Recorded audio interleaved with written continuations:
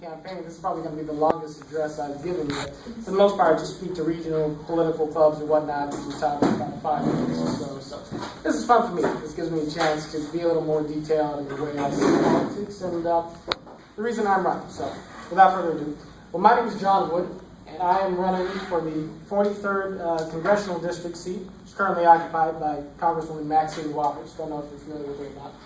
And the 43rd Congressional District covers Inglewood, Hawthorne, most of Torrance, including this particular area here, and a pretty significant part of South Central Los Angeles. About 700,000 people or so live in the district.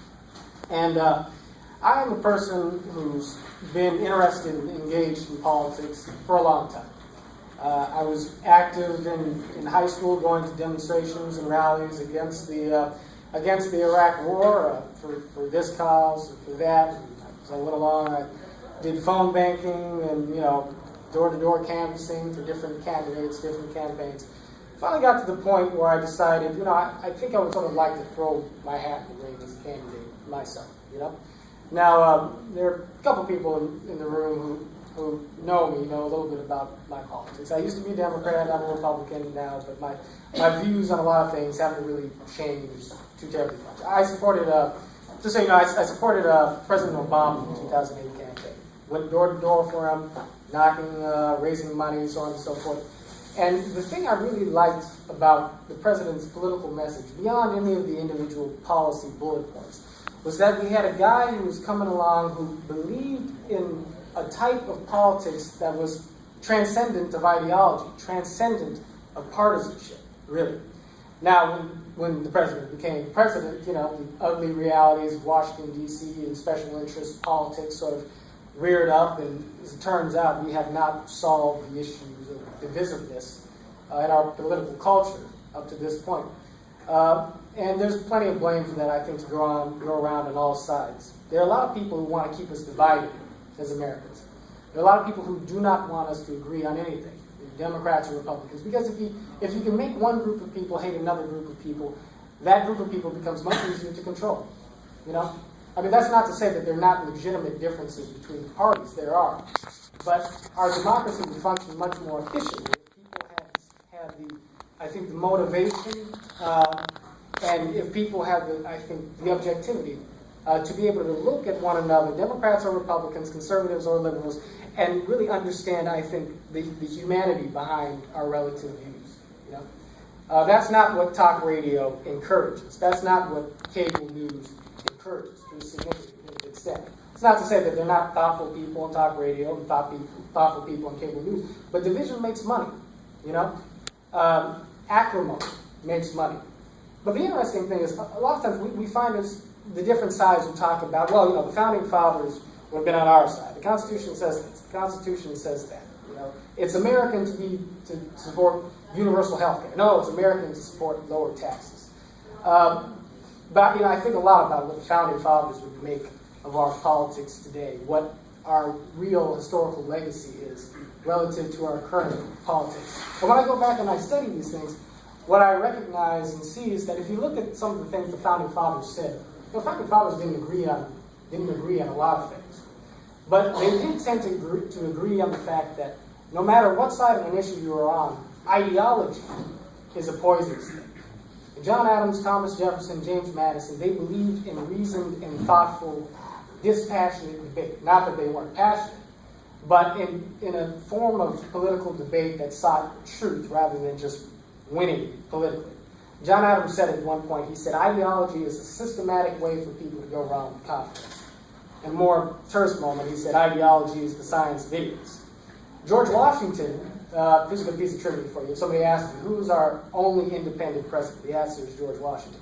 And even the time Washington came along, you have the Federalists and Democratic Republicans coming into existence, but George Washington didn't want anything to do with identifying himself with either party. He didn't believe in political parties.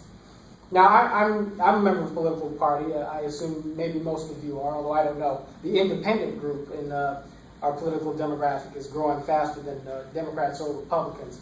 But whether you belong to a party or not, I think we should all follow Adams and Washington's lead, not judging other people according to their party.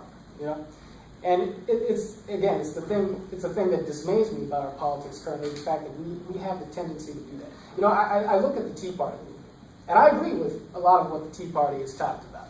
I agree with the idea that we need to be fiscally responsible. I agree with the idea that we do not need to spend money that we don't have, that we need to have policies centered around economic growth that creates opportunity for people. But it always shakes me when I see conservatives labeling liberals as un-American. Of course, it goes the other way too, but to just call out this example.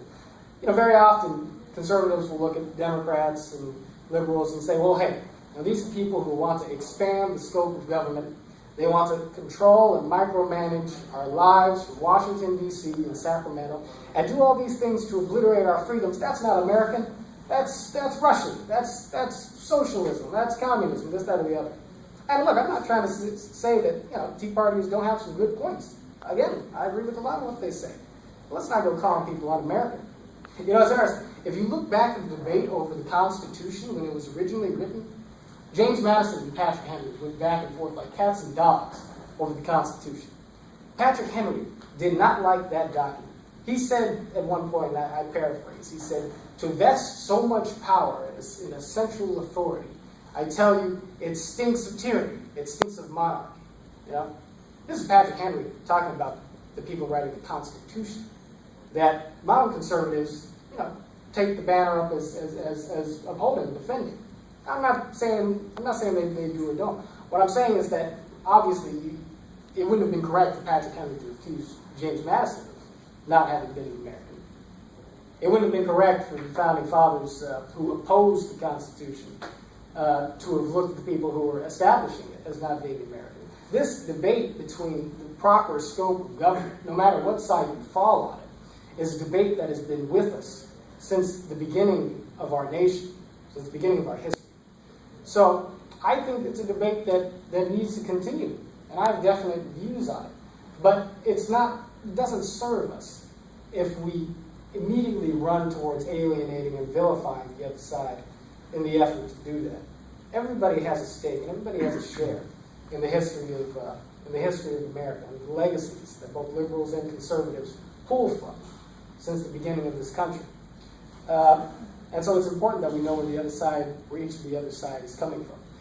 Now, I'm a person who's running in a predominantly Democratic district, and it's funny. I talk to people about the histories of the different parties. A lot of people will say, well, Republicans did this, that, or the other throughout history, but they may forget that the Republican Party was the party of Lincoln. A lot of times Republicans will say this, that, or the other about the Democratic Party. But they'll forget that the Civil Rights Movement, which most conservatives today agree, the vast majority of conservatives agree, was a good and proper thing that had to happen. They forget that was a movement largely spearheaded by liberals. We should be thankful to each other as Americans that we have these other sides to deal with and to do battle with and to go back and forth with over. And in translating that to our current political climate, we need to realize that we need each other if we're going to solve the complicated problems that are standing before us today. So how does that relate to us having to solve the problems of the debt deficit? How does it relate to us having to solve problems like Social Security and Medicare, revitalizing the economy and so forth? If you take a look at the problems we have today, problems that are keeping us from being able to pay for education, problems that are keeping us from being able to establish jobs, problems that are keeping us from being able to really progress in the country in an increasingly globally competitive marketplace. What you find, I think, is that both sides have some things they can offer as solutions to these problems. And take entitlement reform, for example. I don't know how much you guys think about Social Security and Medicare. These may seem like old people's problems. But the thing about it is, if these programs are so expensive that they're basically saddling us with enormous amounts of debt and financial burdens that are going to carry all the way into your future and mine. If we go at the current rate we're going, there's not going to be much in terms of Medicare or Social Security available to any of us as we move forward. Because frankly, the programs are too expensive and we can't afford them. But if you talk about the way, some people, like Paul Ryan conservatives, they talk about cutting these benefits dramatically. And I understand, because we need to save money on these programs if they're going to be available for us in the future. At the same time, you eliminate benefits that people were promised when they first started paying into these systems. That's not really fair for people who've been paying taxes into these programs. But you can't expand them in an unlimited way either. Because if you do that, we never solve our financial problem and our economy implodes. So my feeling on this is, you have people on one side who want to talk about privatizing these systems, let people save money in their own personalized accounts. You have other people who want to keep the government's role more or less in place. What I say is, draw from both of these principles and allow people to invest money in their own accounts, divert the tax dollars that we pay already through Social Security and Medicare into our own tax accounts. Index them to safe parts of the stock market to allow them to encourage growth over a long period of time. You do that, and what you have is the growth side of what's called privatization, which is something conservatives generally support, and the guaranteed security side of the traditional models of Social Security and Medicare, which Democrats have supported and pioneered in the past. And you have privatized accounts that are backed by the federal government, which people can even hand down and bequeath to their children or to their heirs, whoever they want them to be, going forward over time. That puts money back into the economy and accumulates it in a generational sort of way, generation after generation after generation, rather than having us just sort of throw money into a big black hole. Anyway, these issues are complicated, but that's exactly the point. They are complicated.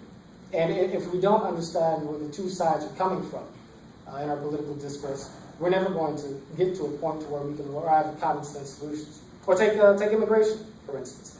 You have some people on the far right who speak in terms of deporting masses of illegal immigrants.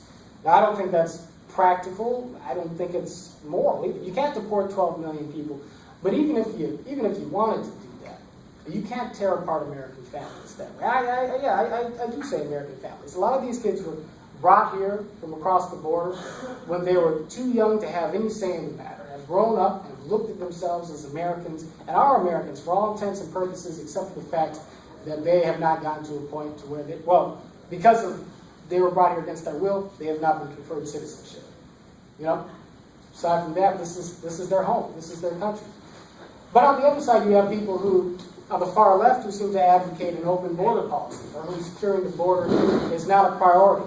Maybe there's some cynicism to that. Maybe there's certain people on the left who think that, and it's not just some people on the left, it's some business interests on the right too, who think, hey, more immigrants, more votes for us, more cheap labor for us, so on and so forth. But what it ultimately does is it erodes the rule of law in this country. It has a number of negative economic consequences, truthfully.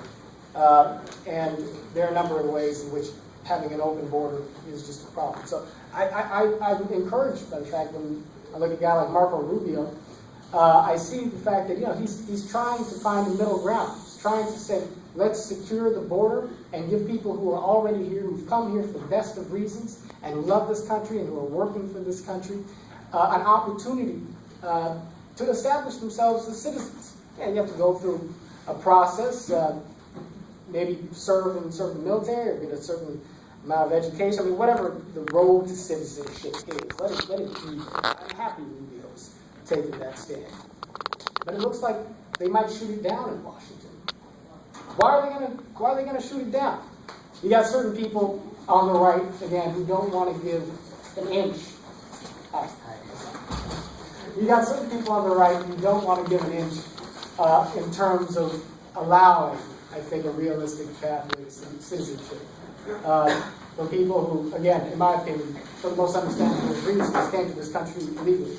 And you also have people on the left who would like to do that, but don't want to take any significant steps in terms of securing the border in a timely fashion, in a practical fashion. Maybe because they don't see an open border as a significant problem. I don't know. But the bottom line, though, is that we have a solution that incorporates the best ideas of the two sides, but Americans are just too divided to take advantage of it. Now, if I'm elected to Congress in the 43rd District, I just, interestingly enough, I would happen to be the only black member of Congress to represent a black and minority district, black and Latino district, an overwhelmingly Democratic district too. I think that might even be the first time in history that's happened, if I prevail in my candidacy. And I like